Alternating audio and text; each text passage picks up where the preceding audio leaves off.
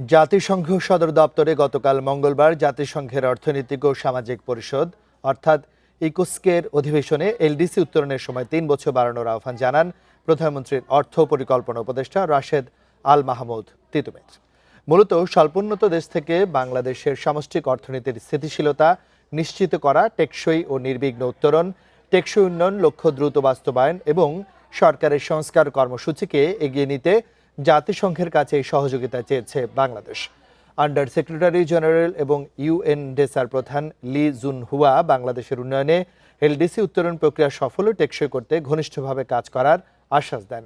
যুক্তরাষ্ট্রের নিউ ইয়র্কে গত সোমবার জাতিসংঘের সদর দপ্তরে ইকোস্কের প্রেসিডেন্ট লোক বাহাদুর থাপার সভাপতিত্বে অধিবেশনটি শুরু হয়।